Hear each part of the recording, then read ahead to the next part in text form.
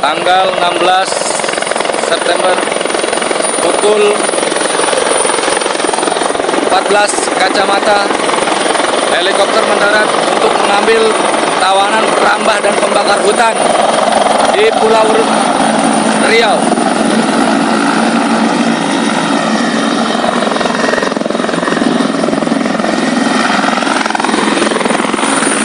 Persiapan pelaku untuk dinaikkan ke helikopter, dibawa untuk tahap penyidikan selanjutnya. Hari ini Senin 16 September 2019 pukul 14.10 waktu Indonesia Barat di Pekanbaru Riau,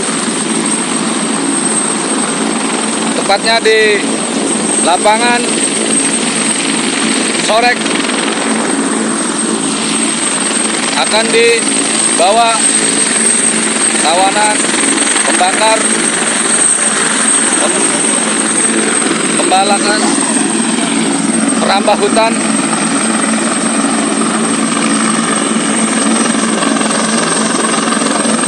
yang merusak hutan Riau.